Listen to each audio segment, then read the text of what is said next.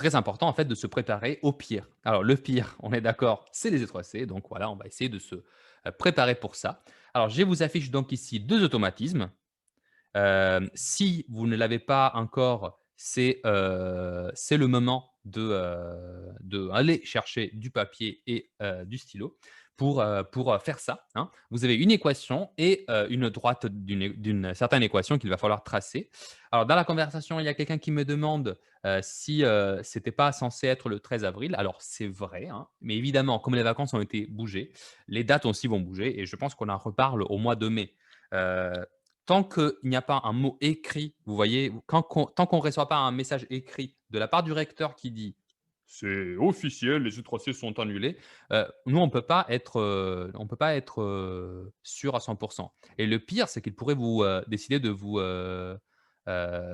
convoquer, du coup, dans la maison des examens ou dans un lieu, qui n'est pas le lycée. C'est-à-dire que, nous, on n'aurait plus, de contrôle, notamment sur comment corriger ou comment, chercher les, heu, les sujets. Alors, il y a Dalicia qui écrit: «On va jamais les passer». Ça s'appelle de l'optimisme, hein, je on peut être optimiste, mais voilà. Léa Lassage dit: «Crie pas victoire trop vite», donc voilà, je me range plutôt de son côté, hein, donc soyons prudents. Alors, je vous laisse encore 2 minutes pour, terminer ces exercices, mmh. Je reste toujours parmi les croissants et les pains au chocolat. Merci de bien vouloir, voilà, vous mettre un peu, au travail avec ça. Voilà, je sais, c'est les automatismes classiques.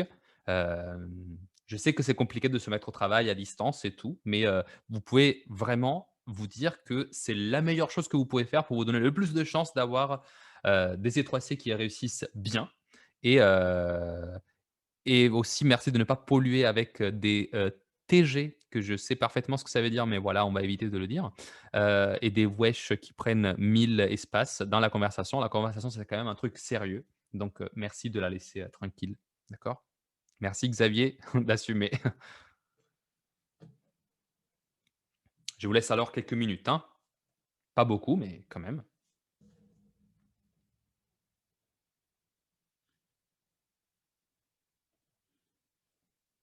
Alors, ça fait 3 minutes de bon vieux travail, j'espère enfin. Donc je vais passer à, vous expliquer un peu donc, comment on fait face à de tels problèmes. Alors, heu, je sais que, certains de vos camarades qui ne sont pas encore connectés avec nous m'ont, écrit. Je vais, garder, donc si jamais vous voyez que je me coupe au milieu d'une phrase, c'est parce qu'ils devraient essayer de nous joindre. Mais voilà, entre temps, on va quand même essayer d'avancer un peu. Alors, première tâche donc qu'on vous donnait, c'était de tracer dans un repère la droite d'équation y égale 2 moins 2x. Alors je vais me mettre dans un repère, hein, au calme, tac et tac. Déjà je lis repère, je sais que je vais travailler là-dedans.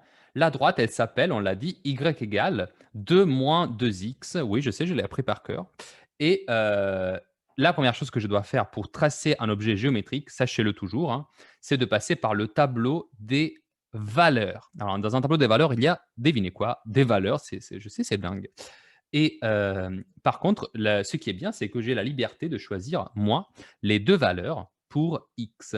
Alors pourquoi 2 valeurs? Bah, tout simplement parce que moi, en fait, pour tracer une droite, j'ai juste besoin de 2 points.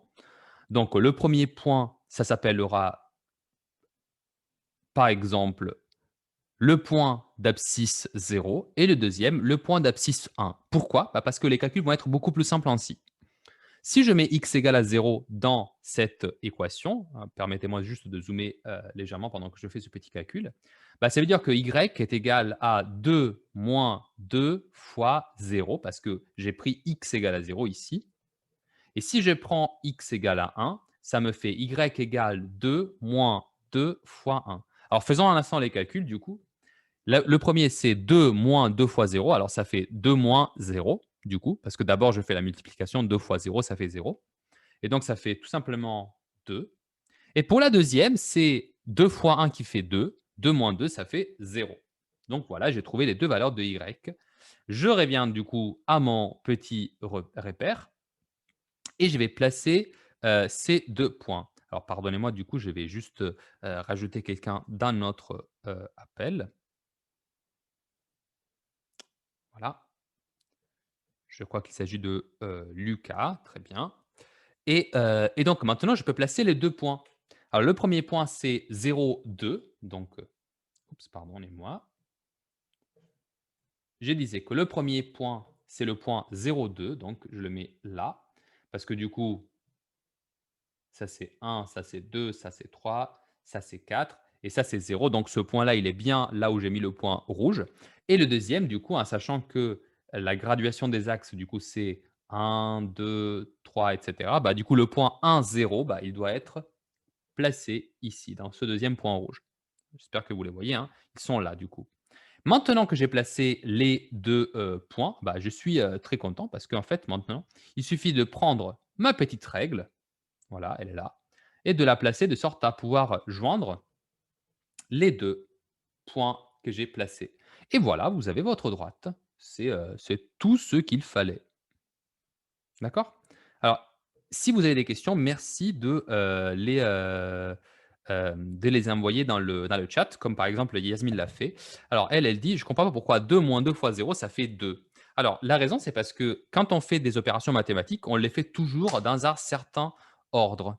Alors certains cet ordre-là s'appelle la priorité des opérations. La priorité, c'est vous savez les choses qui sont les plus importantes et donc quand je fais 2 moins 2 fois 0, hein, ce que j'affiche en ce moment à l'écran, je dois d'abord faire le produit 2 fois 0 parce que les produits se font toujours d'abord et ensuite on fait, les additions et les soustractions en particulier. Donc d'abord, je fais le produit qui fait 2 fois 0, bah, du coup 0 et ensuite je fais, bah, 2 moins le résultat, donc 2 moins 0. D'accord? D'Alicia, une question. Je ne comprends pas d'où on part pour placer les points. Alors, on fait tu prends ton repère et tu fais la graduation des axes. La graduation des axes, c'est le fait que dans un axe, tu vois, tu mets 1, 2, 3 sur l'axe des abscisses, du coup. Et ensuite, 1, 2, 3 sur l'axe des ordonnées. OK. Et ensuite, quand tu as un point à placer, par exemple, moi j'avais le point, je crois que c'était 0, 2. Non, Yasmine, 2 moins 0, ça fait bien 2. Si tu retires 0 à 2, ça fait quand même 2, hein. Tu te confonds avec 2 fois 0. Ça fait 0. Mais 2 moins 0, ça fait 2. Pardon, Dalicia, j'ai interrompu ta réponse. Alors, le point que j'avais, c'était le point de coordonnées 0, 2.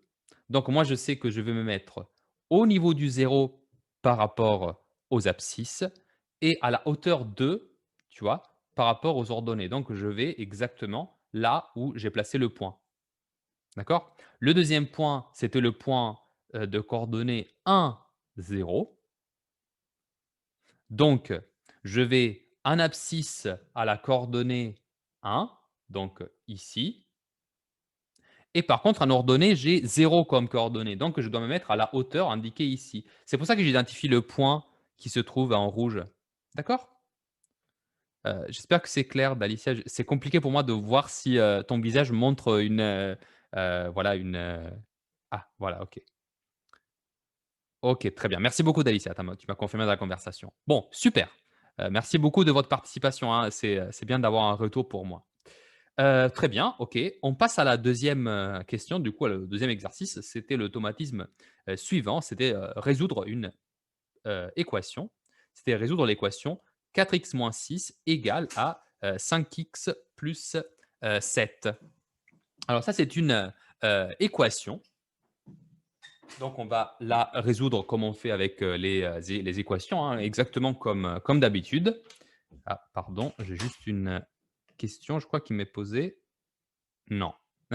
Oui, si on peut rester bienveillant dans les commentaires, oui, c'est ça, les cours à distance, c'est dur, hein, mais laissez-la tranquille. On a tous le droit d'avoir un moment dans lequel on peut faire des erreurs. On n'est pas là pour, vous n'êtes pas là pour recevoir, des mauvais mots quand même, hein. On est là pour essayer de s'améliorer tous, même moi et d'ailleurs, avant que j'oublie, n'hésitez pas, à la fin de ce cours à me contacter, soit sur WhatsApp, soit sur Snapchat, bref partout, hein, pour me dire s'il y avait des choses que vous pensez qui sont, améliorables dans le cours. D'accord? Par exemple, je ne sais pas si la vision n'était pas claire ou des choses comme ça, d'accord? N'hésitez, vraiment pas.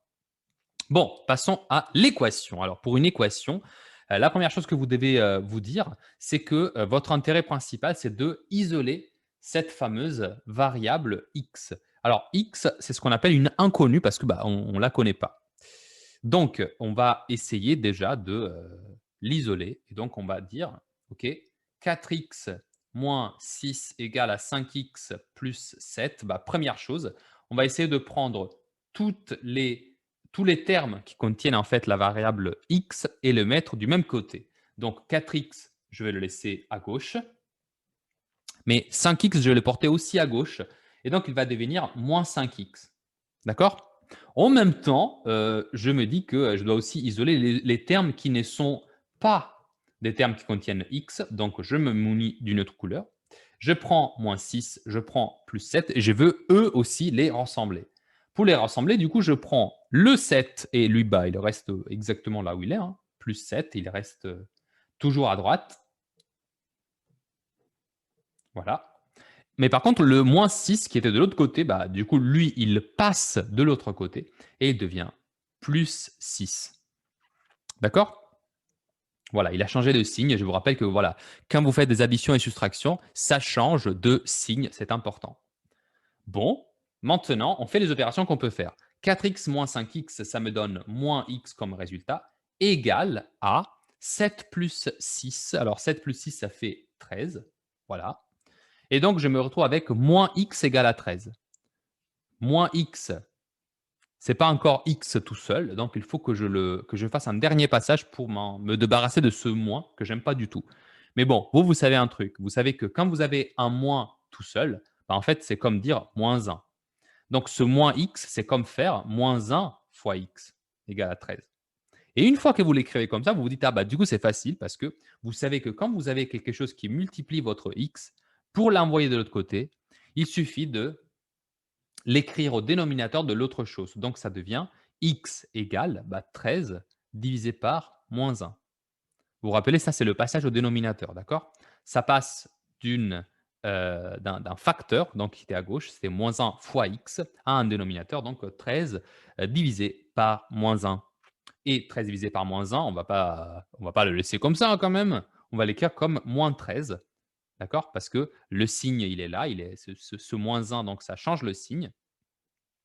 Et du coup, le résultat final, c'est x égale à moins 13. Voilà, voilà.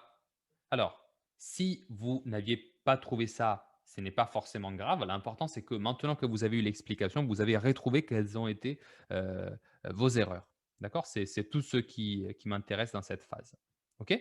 Alors évidemment, je suis également prêt à répondre à vos questions. Si vous voulez les marquer dans la conversation, je veux bien essayer de répondre.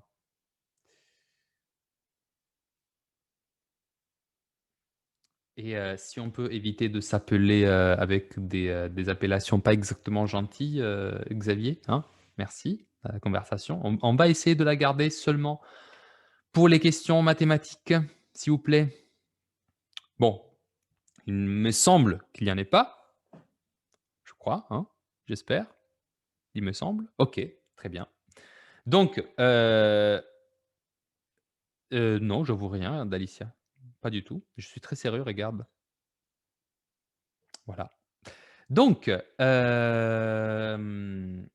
on va passer à la suite. On saute les automatismes. Alors ça, c'est pas un exercice qu'on va faire aujourd'hui, hein. Je l'ai mis là juste parce que, ça a été la dernière typologie d'exercice qu'on a tous fait ensemble la semaine dernière et la semaine encore précédente. Je voulais vous le mettre ici parce que alors, encore une fois, ça, on l'a déjà fait, hein. Je voulais juste vous rappeler que ce type d'exercice, cette typologie-là, donc c'est un exercice dans lequel on vous fait faire plusieurs étapes, pour arriver à une solution finale d'une inéquation. Ce type d'exercice-là, c'est un grand classique, hein, et il faut que vous soyez prêt à savoir, le résoudre. Voilà, donc je tenais vraiment à vous le rappeler. Mais par contre, ce dont j'aimerais vous parler aujourd'hui, c'est, autre chose. Alors je vais vous préparer ici un petit exercice. C'est un peu long, mais c'est juste le texte qui est long parce que croyez-moi, il n'est pas du tout, dur. Alors, je crois qu'il y a une question de, Ilan, je vois qu'il dit: «Vous n'avez pas fait l'appel». Ça, c'est ce que toi tu penses. Alors déjà, moi je prends note de toutes les présences, d'accord? Mais on ne va pas appeler ça l'appel pour ne pas, pénaliser les personnes qui ont des difficultés à se connecter, ou qui ont le smartphone qui ce matin est tombé, dans une falaise, j'en sais rien, ou sous une voiture, bref. Pour ne pas pénaliser ces personnes-là, il n'y aura pas d'absence. Cependant, je vous l'avais promis, hein, il y aura une récompense pour les personnes qui auront été, présentes et participatives. D'accord? Donc, sachez que, déjà allumer une caméra, c'est super pour moi, je suis content de vous voir. Mais voilà, même si tout simplement vous êtes là, là vous êtes, 17, donc je suis très content, vous êtes, la majorité. Et sachez que moi j'ai l'historique de l'appel, donc je sais qui était là et qui n'était pas là, donc sachez que ces personnes-là sont notées et si vous êtes là tout le temps, donc on a 6 rencontres, ça c'est le premier, il nous en reste 5. Bah, vous aurez un joli 20 sur 20 hein, pour moi dans le troisième trimestre, hein. Pour moi, c'est aussi simple que ça. D'accord? Donc OK, allons le lire un instant, regardons un peu qu'est-ce qu'on peut faire. Alors celui-là, je vais le travailler moi pour la, plupart parce que, voilà, c'est un rappel, on l'a fait il y a un peu longtemps, il y a une notation à rappeler, tout ça, tout ça. Mais par contre, on va arrêter le cours un peu, plus tôt que d'habitude. Je pense que, voilà, à 11 heures, on pourra, l'arrêter. Mais par contre, je vous demanderai de terminer ça pour jeudi prochain. Ce sera vraiment très important parce que sinon, ça n'aura pas beaucoup de sens que je le corrige pour vous. Je vous donnerai un exercice qui sera exactement le même, avec le même exemple, la même notation et tout, mais il sera juste, heu, voilà, avec d'autres valeurs numériques pour changer un peu les calculs et tout ça. Voilà. Alors, on va le lire ensemble. Lors d'une enquête sur lors d'une enquête sur les pannes subies par 200 voitures de la marque Roll-Rom, petite référence, on a constaté au bout de 4 ans, 2 types de pannes.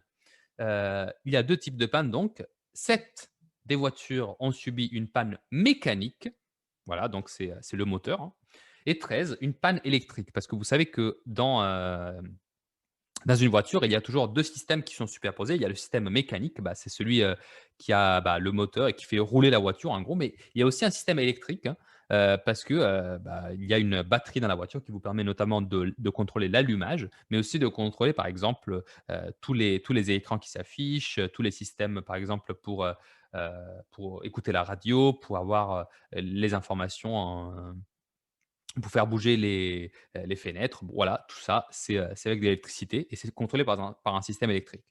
Donc c'est 2 types de pannes séparés parce que le système électrique, il est indépendant du système mécanique. Donc 7 des voitures ont une panne mécanique et 13 une panne électrique.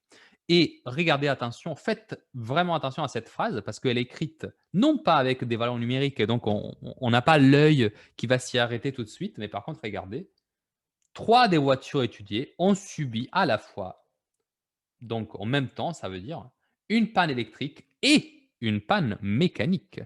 D'accord? Donc attention, ça veut dire que, il y a carrément, 3 voitures qui ont les 2. Voilà. Maintenant, première chose, recopier et compléter le tableau croisé d'effectifs ci-dessous. Alors bah, excusez-moi, je viens de lire dans la conversation. On screen l'écran, monsieur, pour faire l'exercice. Oui, oui, bien sûr que je vais vous l'envoyer. Ne vous inquiétez pas. Ne vous inquiétez pas. Je vais vous l'envoyer toujours dans nos groupes, hein, comme une image. Comme ça, vous l'aurez sur votre téléphone. Ce sera, je pense, plus simple. Ne vous inquiétez pas. Bien sûr, si vous voulez le screener, il n'y a aucun problème pour moi. Mais voilà, je vous l'enverrai après par la suite. Ne soyez pas inquiets pour ça. Donc, je disais que, on a ce tableau, c'est un tableau croisé, hein. Je sers un peu du coup avec juste les informations qui nous servent en ce moment. C'est un tableau croisé, hein, donc ça veut dire que, ça mélange 2 types d'informations. Il y a l'information sur les pannes mécaniques et sur les pannes électriques.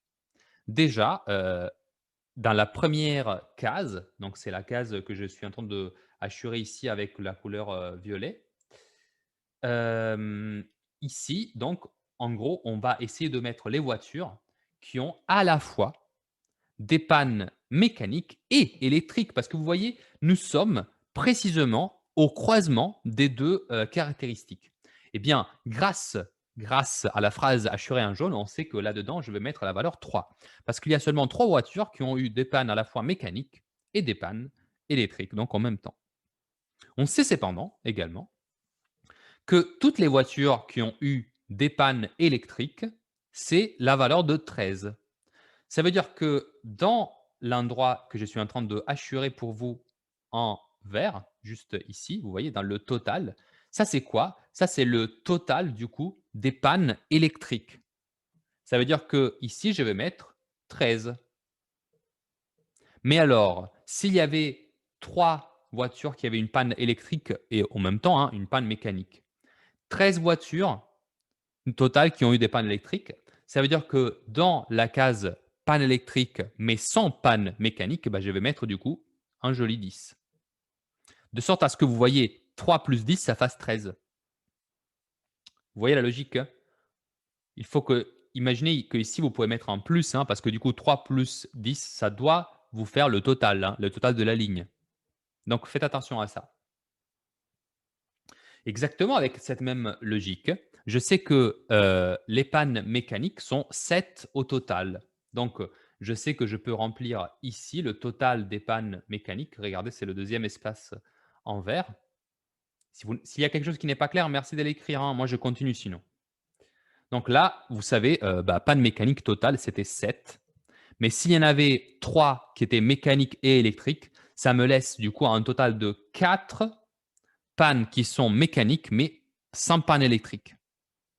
OK? Comme ça, total, bah, encore une fois, vous devez imaginer que là, vous pouvez mettre un petit plus imaginaire, hein, et ici l'égalité. Donc 3 plus 4, ça doit faire 7.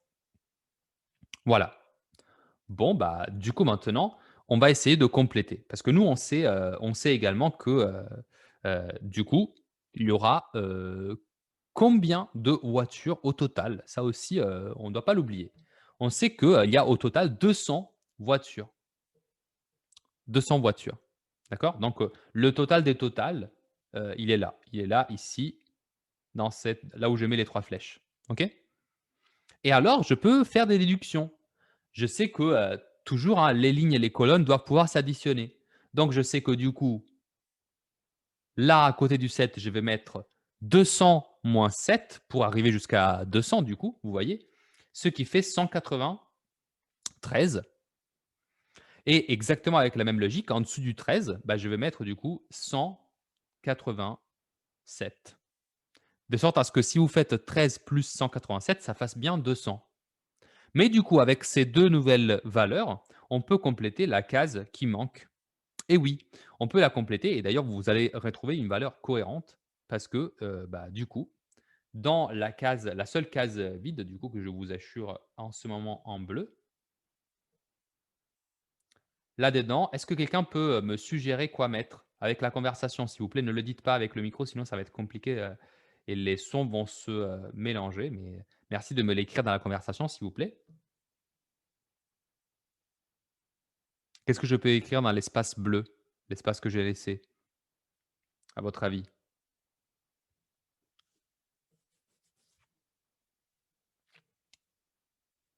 N'écrivez pas tous ensemble, hein. Oh! Merci Acitan. Effectivement, effectivement, c'est la bonne réponse. Ah, c'est arrivé en même temps de Enzo aussi, bah, c'est super.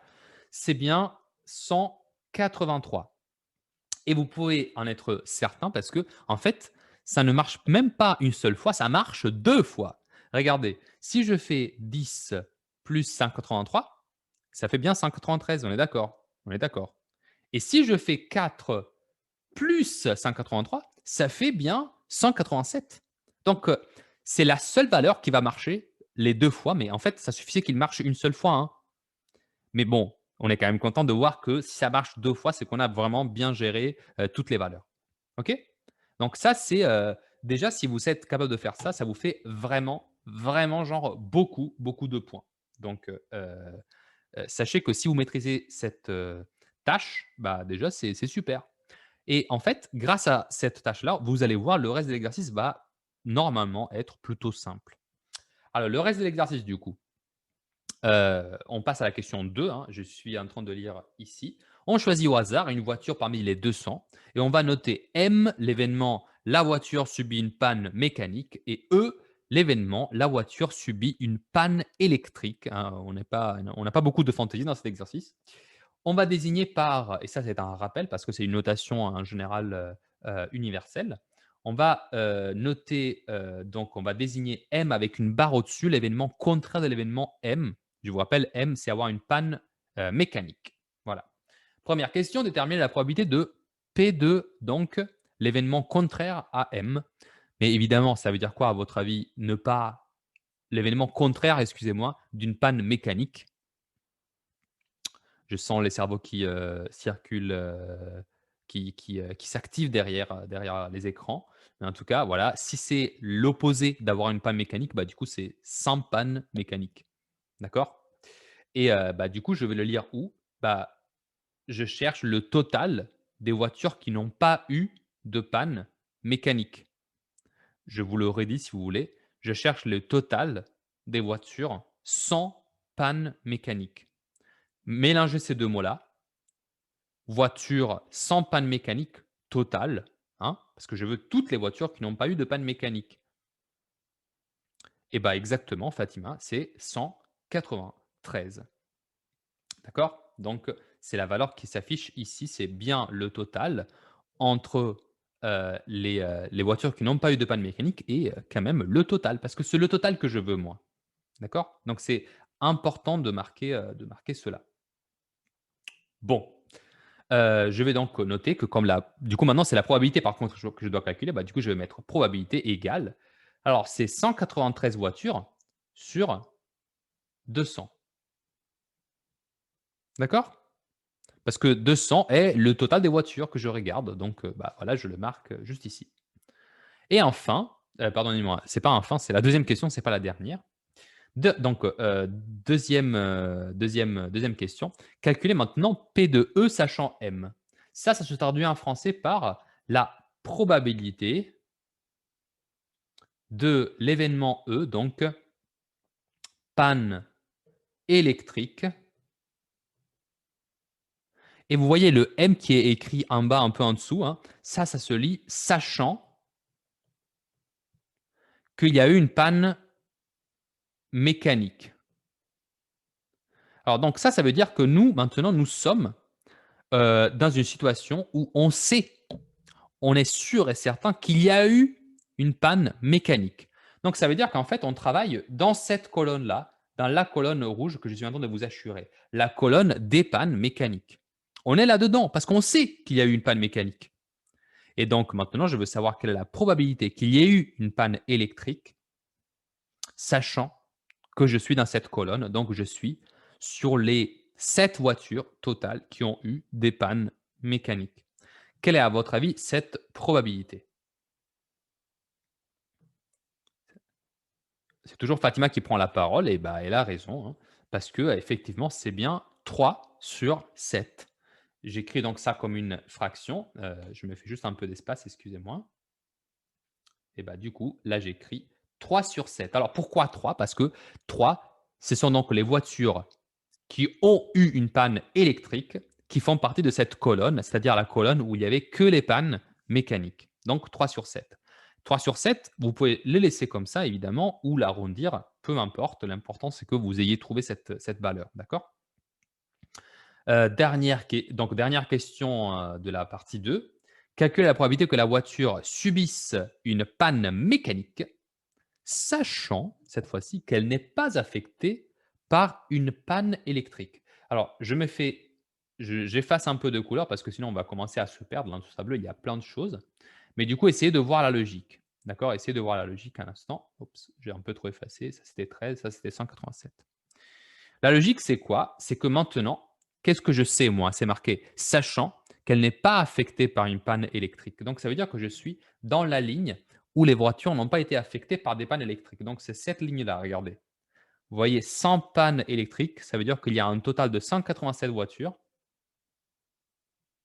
Et ensuite, j'ai 4 voitures qui ont eu une panne mécanique et 183 qui n'ont pas eu de panne mécanique. OK. Moi, je veux la probabilité qu'il y ait eu une panne mécanique, d'accord? Sachant qu'il n'y a pas eu de panne électrique. Quelle est, à votre avis, cette valeur de probabilité?